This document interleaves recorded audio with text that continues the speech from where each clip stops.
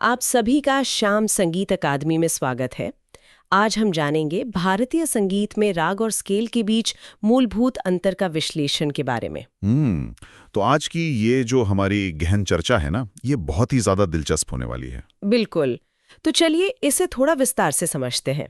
आज हमारे पास जो स्रोत हैं, जो स्लाइड्स और नोट्स हैं, वे कोई साधारण सांगीतिक इतिहास का पुलिंदा नहीं है। हाँ, एकदम सही कहा। मतलब वे एक बहुत ही खूबसूरत और जटिल वास्तुकला को खोलते हैं।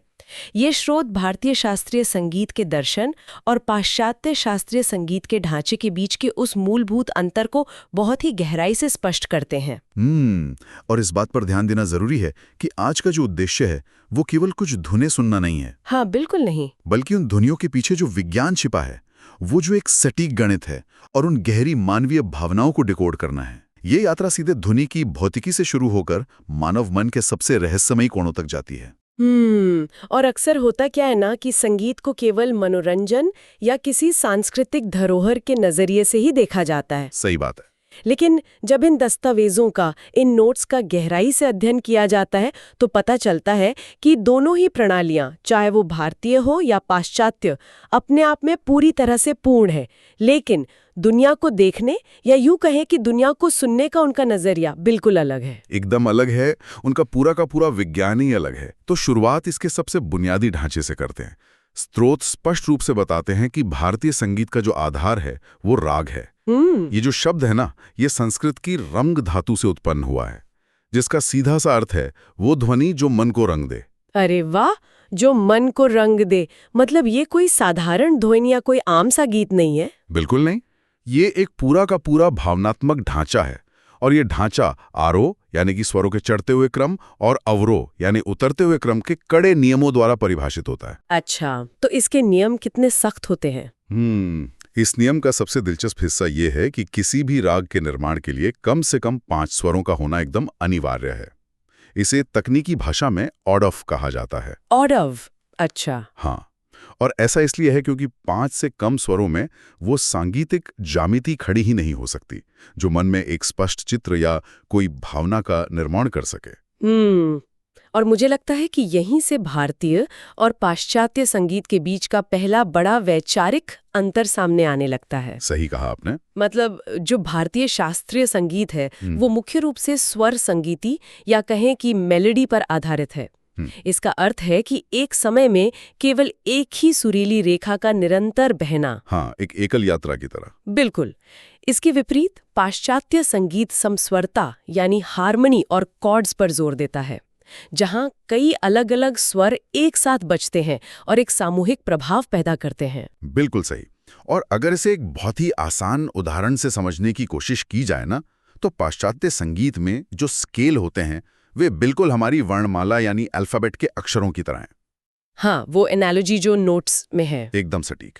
मतलब वे बुनियादी ईंटें हैं जिनका अपना खुद का कोई भावनात्मक अर्थ नहीं होता।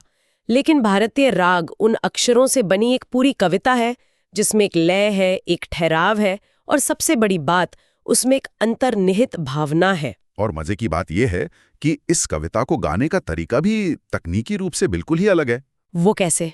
देखिए, पाश्चात्य संगीत स्केल के ढांचे पर चलता है जो निरपेक्ष स्वर यानी एब्सोल्यूट पिच पर आधारित है। वहां सी या ए स्वर की जो आवृत्ति है वो हमेशा निश्चित होती है। अच्छा, जैसे कि ए नोट को आमतौर पर 440 हर्ट्ज पर सेट किया जाता है। हाँ बिल्कुल। चाहे पियानो हो, गिटार हो या वायलिन, वो उसी निश्चित आवृत्ति पर ही बजेगा।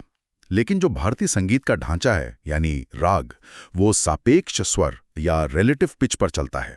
अरे, इसका मतलब है कि भारतीय संगीत में जो मुख्य स्वर है, जिसे षडज या सा कहते हैं, वो किसी भी आवृत्ति पर हो सकता है? जी हाँ। मतलब कोई भी कलाकार अपनी आवाज या वाद्य यंत्र के अनुसार अपना सा कहीं भी मान सकता है। बिल्कुल।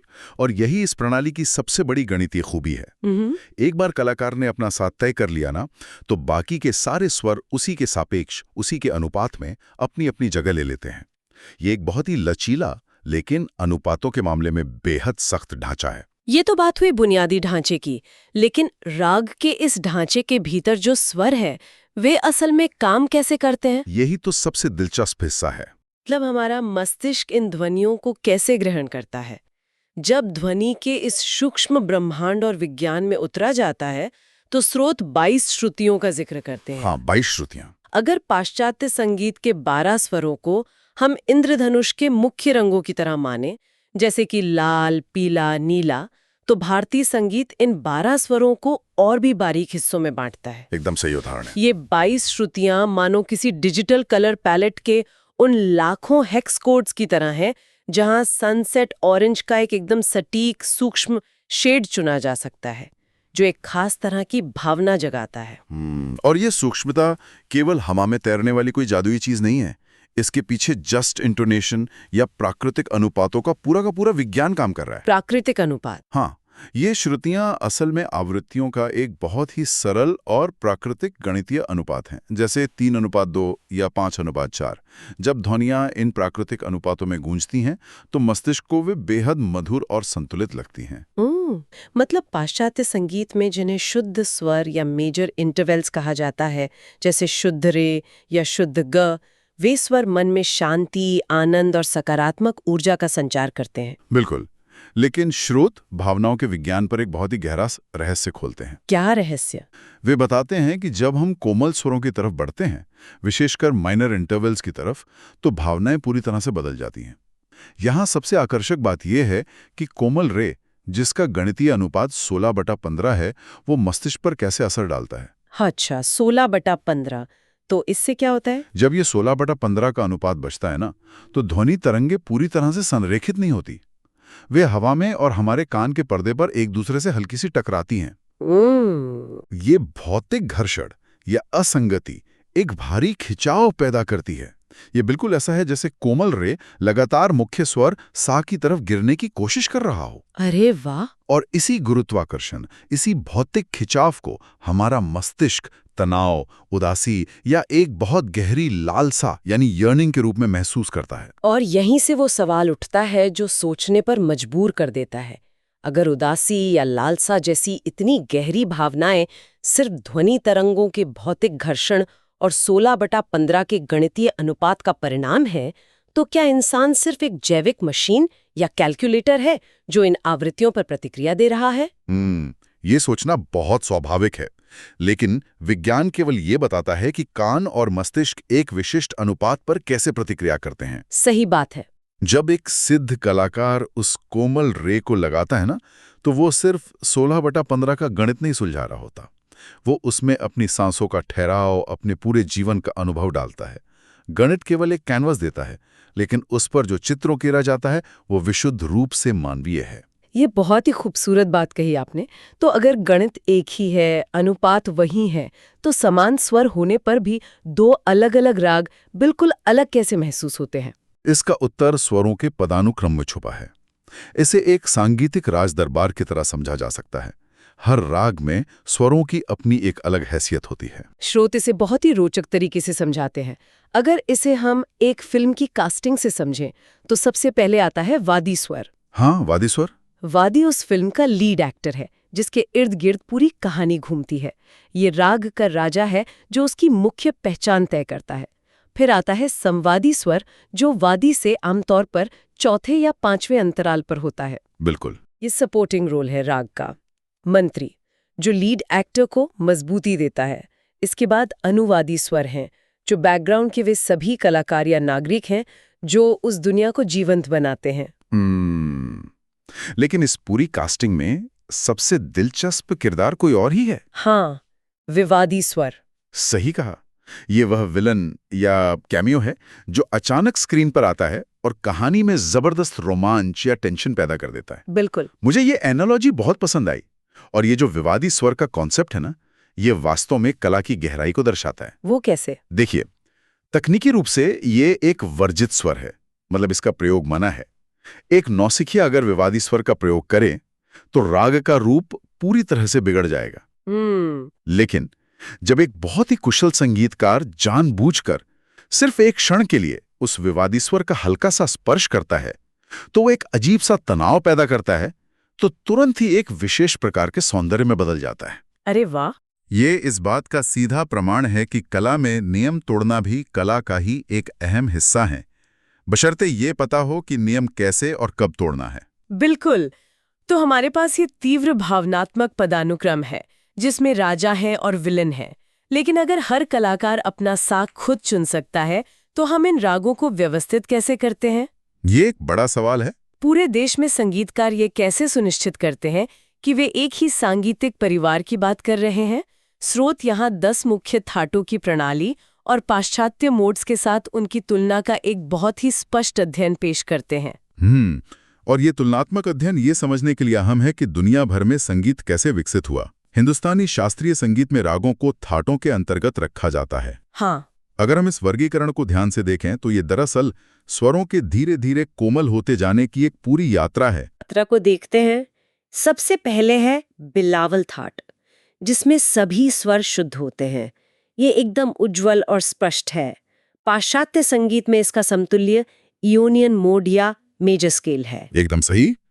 इसके बाद आता है कल्याण थाट, जिसमें मा तीव्र हो जाता है, यानी शार्प फोर्थ। एक स्वर के बदलते ही माहौल थोड़ा रहस्यमयी सा हो जाता है, जो पाश्चात्य लीडियन मोड की तरह है। फिर खमाज थाट में नी कोमल हो जाता है, यानी फ्लैट सेवेंथ।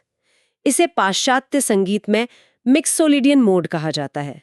और जब ग और नी दोनों कोमल हो जाते हैं तो वो काफी थाट बन जाता है, जिसका समतुल्य डोरियन मोड है।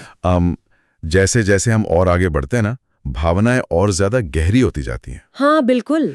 आसावरी थाट, जिसमें ग, ध और नी तीनों कोमल होते हैं, पाश्चात्य एओलियन मोड या नेचुरल माइनर स्केल के बराबर है। और अंत में आता है भैरवी थाट, जिसमें रे, ग, ध और नी चारों स्वर कोमल होते हैं। इसे पश्चिमी संगीत में फ्रिजियन मोड के समकक्ष माना गया है। सही बात है। लेकिन यहाँ बात बहुत दिलचस्प हो जाती है। एक गहरी शंका पैदा होती है। कैसी शंका? जब हम इन भारतीय थाटों को पश्चिमी मोड्स के खांचे में फिट करने की कोशिश करते हैं, जैसे भैरवी को फ्रिजियन में, तो क्या हम श्रुति के उस पूरे विज्ञान और भारतीय संगीत की जो असली सूक्ष्मता है उसे खो नहीं देते? ये एक बहुत ही सटीक अवलोकन है। देखिए, पश्चिमी संगीत में जो स्वर हैं वे असतत स्वर या डिस्क्रीट नोट्स हैं। वे पियानो की कुंजियों की तरह एक दूसरे से बिल्कुल कटे हुए हैं, जबकि भारतीय संगीत पूरी तरह से निरंतरता पर आधारित है। मतलब उनमें बहाव है। बिल्कुल। इसलिए जब भैरवी की तुलना फ्रिजियन से की जाती है तो वो केवल एक बुनियादी कंकाल की तुलना है। भैरवी के कोमल रे में जो एक खास तरह का ठहराव या आंदोलन है ना, वो पियानो के फ्लैट सेकंड नोट पर कभी मिल ही नहीं सकता। इसका मतलब है कि सिद्धांत और वर्गीकरण कागजों पर तो ठीक है, लेकिन असली वास्तुकला तो मंच पर ही खड़ी होती है। तो चलिए अब प्रदर्शन की वास्तुकला की तरफ बढ़ते हैं। हाँ चलिए। ये सारा भारी भरकम ज्ञान लाइव परफॉर्मेंस में कैसे बदलता है? मंच पर यह पूरा विज्ञान असल में 2 मुख्य स्तंभों पर टिका होता है, लय और प्रवाह। पाश्चात्य संगीत में लय को मापने के लिए टाइम सिग्नेचर का प्रयोग होता है, जो समय का एक रेखिक और गणितीय विभाजन है, मतलब एक सीधा रास्ता। और भारतीय संगीत में? भारतीय संगीत में ताल का उपयोग होता है, जो एक चक्रीय लय है, एक पहिया जो बार बार घूमकर वापस उसी बिंदु पर आता है। और प्रवाह की बात करें तो, जैसा अभी जिक्र हुआ कि पाश्चात्य संगीत कुंजियों की तरह अलग अलग है, लेकिन भारतीय संगीत में गमक और मींड के जरिए एक निरंतर और निर्बाध प्रवाह बना रहता है। सही कहा। मींड का मतलब है एक स्वर से दूसरे स्वर तक बिना टूटे बिल्कुल फिसलते हुए जाना। ये असल में राग की आत्मा है। और इस मंच के प्रदर्शन को स्रोत 2 मुख्य भागों में बांटते हैं। पहला है आलाप। ये विलंबित यानी धीमी गति में होता है और पूरी तरह से ताल रहित होता है। इसका काम है एक शांत और ध्यानमग्न ऊर्जा के साथ राग का स्वरूप स्थापित करना। और आलाप के बाद जब गत शुरू होती है तो दृश्य पूरी तरह बदल जाता है। मतलब गति तेज हो जाती है? हाँ, गति द्रुत हो जाती है। तबला या मृदंगम प्रवेश करते हैं और वो चक्रीय ताल शुरू हो जाती है। ये उच्च स्पंदन और बहुत ही उत्साह का समय होता है। तो इस सब का असल मतलब क्या है? इसका सीधा सा मतलब है कि मंच पर जो हो रहा है वो रटा रटाया नहीं है। यहाँ तात्कालिक रचना या इम्प्रोवाइजेशन का अद्भुत खेल चलता है। बिल्कुल। कलाकार राग के सख्त नियमों के भीतर रहते हुए भी मंच पर असीमित स्वतंत्रता की उड़ान भरता है। वो गमक का प्रयोग करता है, जो स्वरों का एक विशिष्ट दोलन है, और जो भाव भरता है। वो लयकारी करता है, जो ताल और गति के साथ किया जाने वाला एक बेहद जटिल गणितीय खेल है। और इस तात्कालिक रचना का जो सबसे रोमांचक हिस्सा है ना, वो है तिहाई। तिहाई? हाँ, तिहाई में कलाकार एक ही लयबद्ध पैटर्न को 3 बार दोहराता है और फिर बिल्कुल सटीक रूप से सम पर आकर रुकता है। सम ताल का पहला बीट होता है। अरे वाह! तिहाई के दौरान कॉन्सर्ट हॉल में जो तनाव पैदा होता है, उसे भौतिक रूप से महसूस किया जा सकता है। सुनने वाले और गाने वाले दोनों की सांसें मानो एक साथ अटक जाती हैं और दोनों एक साथ उस सम पर पहुंचने का इंतजार करते हैं। ये सच में एक प्राचीन और भव्य वास्तुकला है। लेकिन सोचने वाली बात है कि समय और तकनीक के साथ ये वास्तुकला कैसे बदली? इतिहास के पन्नों को पलटें तो 19वीं सदी एक बहुत बड़ा मोड़ थी। हाँ, शाही संरक्षण समाप्त होने से दरबारों का पतन हुआ और घरानों का उदय हुआ। बिल्कुल। और फिर 20वीं सदी की शुरुआत में पंडित भातखंडे और पंडित पलूस्कर जैसे दिग्गजों ने इन बिखरे हुए रागों को संस्थागत रूप दिया। शिक्षा और लिपिबद्धता के जरिए इसे महलों से निकालकर आम जनता तक पहुंचाया। लेकिन तकनीक का भी तो बहुत बड़ा हाथ रहा होगा। अगर हम इसे व्यापक संदर्भ में देखें तो तकनीक ने सिर्फ संगीत को रिकॉर्ड नहीं किया, बल्कि उसकी प्रदर्शन की शैली को हमेशा के लिए बदल दिया। रेडियो और ग्रामोफोन का युग। स्रोत बताते हैं कि शुरुआती रिकॉर्डिंग तकनीक में एक रिकॉर्ड पर केवल 3 से 20 मिनट तक का ही संगीत आ सकता था। सही बात है। ये सोचने वाली बात है कि उस समय के कलाकारों पर क्या गुजरी होगी। जो आलाप घंटों तक चलते थे, जिनमें डूबने में ही आधा घंटा लग जाता था, उन्हें अचानक 3 मिनट में समेटना पड़ा। हाँ, ये एक बहुत बड़ा झटका था। तो क्या ग्रामोफोन की उस 3 मिनट की सीमा ने संगीत की विशाल आत्मा को सीमित कर दिया, या उसे एक नया अधिक सधा हुआ रूप देकर बचा लिया? उसने आलाप का विस्तार तो कम किया, लेकिन प्रस्तुति में एक नई तरह की चुस्ती और तेजी आ गई, और इसी का परिणाम वैश्विक मंच पर देखने को मिला। अच्छा, जैसे पश्चिमी देशों में जो प्रस्तुतियां हुई। बिल्कुल। जब पंडित रविशंकर जैसे दिग्गजों ने पश्चिमी दर्शकों के सामने अपना संगीत पेश किया, तो उन्होंने घंटों लंबे आलाप के बजाय सवाल जवाब की शैली और तीव्र गति वाली लयकारी को प्रमुखता दी। इसने पूरी दुनिया को भारतीय संगीत की जटिलता का दीवाना बना दिया। तो इतिहास, विज्ञान और कला के इस लंबे सफर को समेटते हुए अब निष्कर्ष पर पहुंचते हैं। इस पूरी प्रक्रिया का अंतिम लक्ष्य क्या है? विज्ञान, नियम और कला का अद्भुत संगम। श्रुति जो है वो आवृत्तियों का सटीक गणित है, यानी विज्ञान है।